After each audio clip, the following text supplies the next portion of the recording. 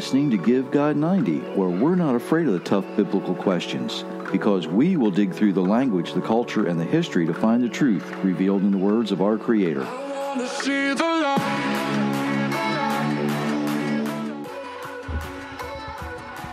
Hello, everyone. Thank you for spending a little bit of your day with us.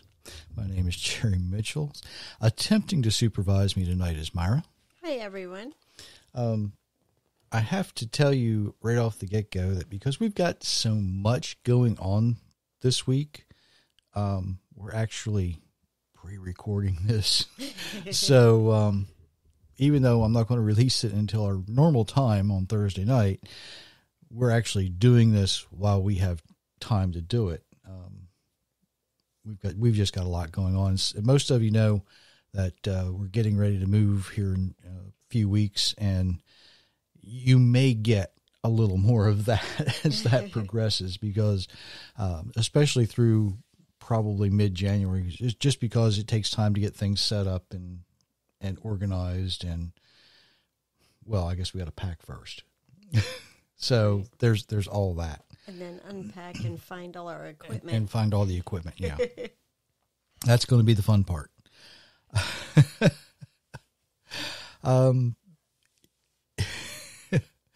Now I've lost my train of thought. It derailed somewhere. If you're familiar with the website, givegod90.com, I appreciate that. If you're not familiar with it, you might want to check that out. Don't forget, a lot of people are starting to figure out what they're going to give for gifts this year, and books make a wonderful gift. They do. The new one is out, but I will give you this warning. When you read it, now this isn't an advertisement, this isn't hype, this is fact. When you read it, you will probably not listen to another pastor the same way ever again. Is that a fair assessment? Oh, yes. It answers a lot of questions, and it makes you think. So, if you're one of these folks that kind of perk their ears up a little bit when a pastor or a rabbi says something like, I don't remember reading that, this is the book for you. If you have friends that have questions, this is the book for them. Now, if they're very entry level, the first one, Tradition to Truth, would probably be a better one to start with.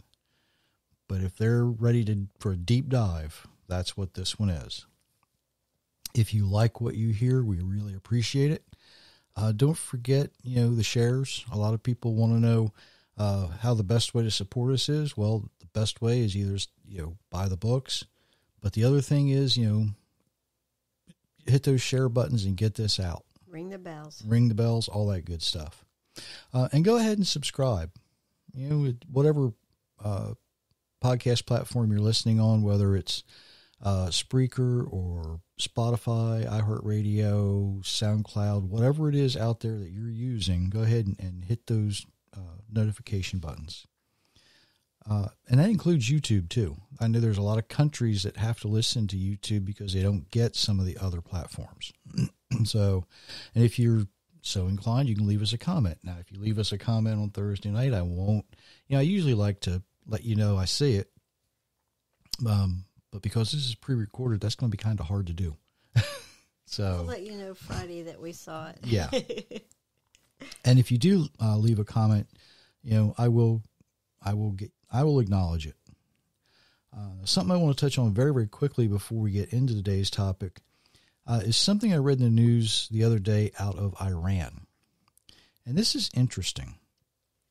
The young people in Iran are actually beginning to rebel a little bit against the harsh and oppressiveness of the religious and government leadership. But there's a twist this time. It's the young women who are actually leading the protests. Now, during the mid-20th century, Iran enjoyed a very lucrative lifestyle. The people were allowed a lot of freedom under the Shah. But an extreme revolt to instill a very harsh government overthrew the Shah of Iran, and it suppressed anything that they felt was of Western culture. But now the tide is beginning to turn. Or is it? really. Iran remains about 70% Christian, and it might surprise you to hear that. In an article from theguardian.org by Emma Graham Harrison and Miriam, forgive me if I ruin this name, Formani, I believe is how you say that. High school girls have become the latest Iranians to join anti-government protests in large numbers, as the country mourns a teenager killed in the first days of protest. My question, though, is this. Where are the men? There were plenty of them there years ago when they were taking hostages and trying to defeat the Shah's army. But why is it that high school girls feel the need to put themselves in harm's way? The answer may be that Iran is more westernized than it realizes. Here's where I'm going to make some men upset. Western men in general, not all of them, but a lot of them, have become weak. They're content to sit back and be babied. Yep, I said it. Now, I don't want to imply that women can't be strong or good leaders. After all, we can look at Deborah in Judges 4:4. She's introduced as a prophetess, the wife of Lapidoth, which means a torch, if I remember correctly, and she's also a judge. But for some reason, mankind has become convinced that to be fair and equal, women need to be more equal than men. And that carries over to ethnicity and other things. But to go back to my question, where are the men? Where are the men who should be fathers when they're really nothing more than sperm donors, really? They're afraid. They're hiding behind an imaginary wall that they have constructed. Some call it work. I got to work, got to feed the family. Some call it other things. But the reality is that far too many are just weak because they're not living the way the Creator designed them to live. I'm going to go here for a second or two, but if you really want to know why in America so many pastors and rabbis get caught in adultery, it's because husbands are absent from their places of worship. Wives see what they perceive to be a strong, godly man leading, and their desire for that often leads to sin, all because the husband is not being a husband. He's afraid. He's hiding in his own world when he should be a husband and a father, a man who is designed by his Creator to follow the instructions that we have been given by the Almighty to teach us the best way to live in a cursed world. And that brings us what I want to talk about today. I know that we're in the first days of Sukkot, depending on what calendar you're following. But I'm not going there today. I get a lot of questions from people who think they might be questioning their faith, but what they're actually questioning is not their faith in the Creator. They're questioning the traditions and the I can't say that word today, denominational doctrines, and even some of the legends they've been taught to practice, which actually leads them away from the Creator, like not participating in the feasts. There's actually a really good example of this found in Mark, if you want to go ahead and read that. Jesus asked, "What are you arguing about with the teachers of the law?" A man answered, "Teacher, I brought my son to you. He has a spirit from the devil in him. His spirit stops him from talking. The spirit attacks him and throws him on the ground. My son foams at the mouth, grinds his teeth, and becomes very stiff. I asked your followers to force the evil spirits out, but they couldn't." Jesus answered, "You people don't believe. How long must I stay with you? How long must I be patient? How long must I go on being patient with you? Bring the boy to me. So the followers brought him to Jesus. As soon as the evil spirit saw Jesus, it attacked the boy.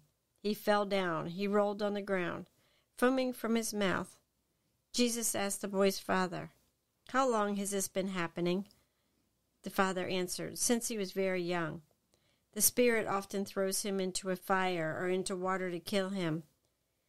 If you can do anything for him, please have pity on us and help us." Jesus said to the father, "You said, if you can. All things are possible for him who believes." Immediately the father cried out, "I do believe. Help me to believe more." That's Mark 9, verses 16 through 24. Now, of course, she's reading from the International Children's Bible. It may sound more familiar when the father says, "I believe, help my unbelief." Well, isn't that amazing? Sounds kind of strange when you say it out loud in English. But what's he really saying? If you look closely at the Greek, and it's something I don't usually do, but I'm going here, it actually says, "I believe, help my unfaithfulness." Now, in English, we confuse the language. There's a difference between believing there's a creator and trusting him or being faithful to his instructions. You see where I'm going with this, right? Even James tells us the demons believe and they are terrified. Well, why? Because they believe in the creator. They know he exists, but they place their trust in something else. They place their trust in the enemy. So the man who brought this son believed the creator existed, but who or what was he actually trusting in? He was placing his trust in the regulations that the Pharisees had added to the law, the first 5 books of your Bible, the books of Moses. What Yeshua said to him would be more accurate if we translate, all things are possible for him who trusts. All things are possible when we put our complete trust in Yehovah. But where did Jesus get this concept from? Go ahead and read that next passage. "O Lord God, you made the skies and the earth. You made them with your very great power. There is nothing too wonderful for you to do. Lord, you show love and kindness to thousands of people, but you also bring punishment to children for their father's sins. Great and powerful God, your name is the Lord of heaven's armies. You plan and do great things, Lord. You see everything that people do. You reward people for the way they live and for what they do. Lord, you did miracles and wonderful things in the land of Egypt. You have kept on doing them even until today. You did miracles in Israel and among the other nations. You have become well known. Lord, you used signs and miracles and brought your people, the Israelites, out of Egypt. You used your great power and strength to do those things. You brought great terror on everyone. Jeremiah 32, verse 17 through 21. So what we see is that the trust Yeshua had in the Father is complete and uncorrupted. Now, make no mistake, as Jeremiah is speaking this, he's using the name Yehovah, not Lord, except in verse 17, where it actually reads, Adoni Yehovah, my Lord Yehovah.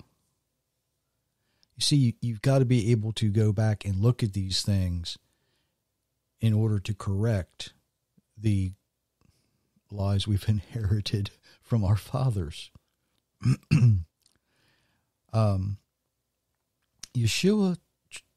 Jesus trusts that there's nothing too difficult for the Creator to do. 2 Samuel 16:12. Jehovah will see my affliction and repay me with good for the cursing I receive today. Even David in Psalm 25:18, consider my affliction and trouble and take away my sins. There's nothing too difficult for the Creator to do. So why is it that so many people have questions? They've actually been trained to follow tradition and denominational doctrine instead of the instructions we receive from the Creator.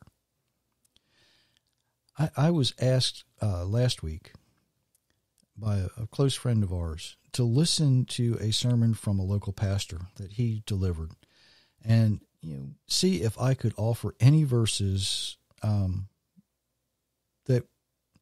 would demonstrate that what he said isn't accurate. Now, when I put this in my notes down here, is it not true? And you'll see why. Basically, he was saying that the Creator, who never changes, and remember, my favorite verse in the Bible is Malachi 3:6. I, Jehovah, do not change, so that you, the children of Jacob, are not destroyed. What this pastor was trying to convince an entire congregation that, God will change. He's going to change his mind. Sure. The things he said that are going to last forever, they're not going to last forever. And I have to confess here that the sarcasm came out in me. I told our friend, I said, just go tell the pastor you want to sleep with his wife and see what he says, right? Because if God changes and he's done away with the Old Testament, which is what he was trying to convince everybody, well, then adultery's no longer a sin. The Ten Commandments are no longer relevant.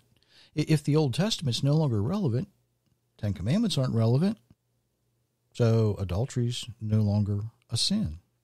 It must be okay. It's okay if you want to steal. It's okay if you want to lie. It's okay if you want to do all those things that are self-indulgent. The only way pastors get away with making these kind of statements is because the people who might believe in God don't trust God.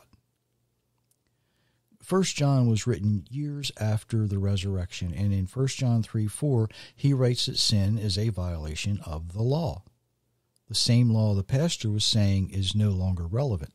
Well, if it's no longer relevant, why would John give us the definition of sin years after the resurrection?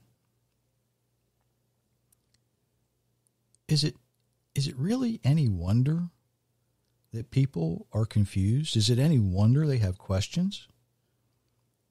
Most of the people that I speak with do indeed believe the Creator did create everything, is in control of everything, but they're confused about how to respond to that because they've been trained to trust their pastors or their rabbis or other religious leaders.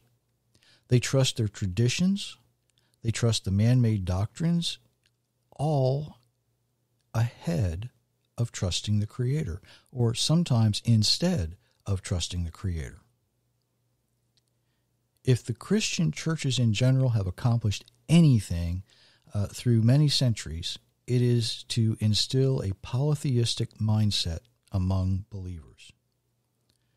Not only have they convinced most Christians that Jesus actually is God, something Jesus himself rejected, but the churches have convinced many that the pastors, the priests, and other leaders are beyond reproach, and anything they say is gospel.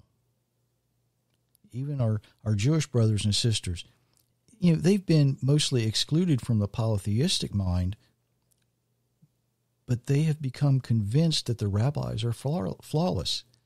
That's something that many of the rabbis reject. I've heard them say it.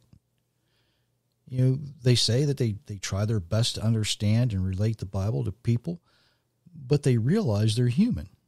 And that's a really big reason why there's so many variations between the Jewish denominations.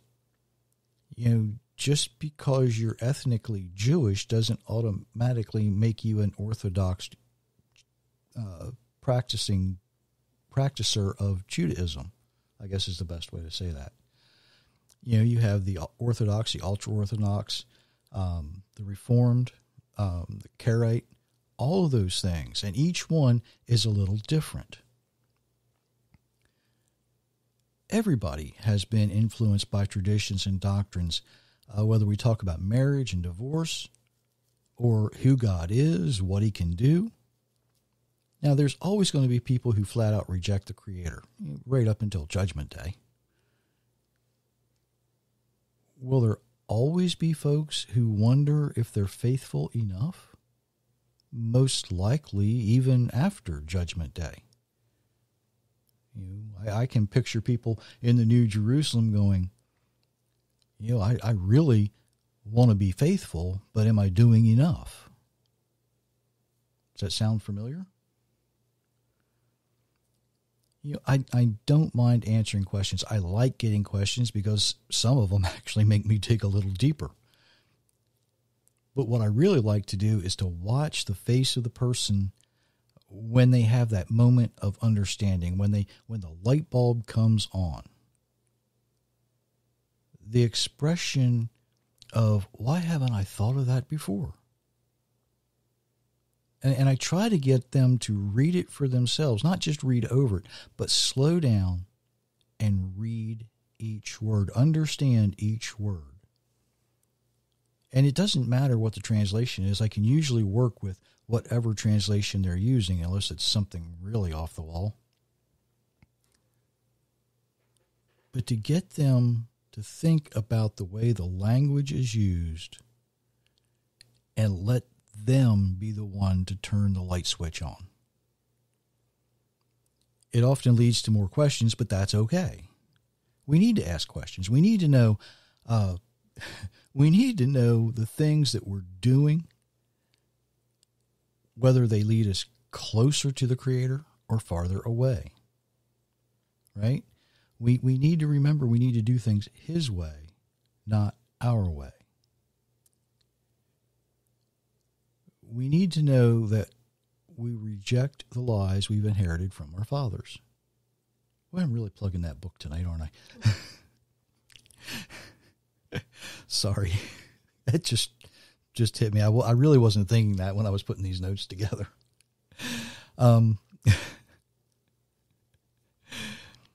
There's a billboard on a back road not far from where we live currently. I saw it again the other day. It says, "Just believe." Well, what are people supposed to believe in? If you're supposed to just believe, well, I believe I'll have another candy bar. That's something good to believe in, right? That's kind of it's not really harmless. Maybe if you believe in your Creator, maybe you should put that to work. Trust your Creator completely. Live the way He designed you to live.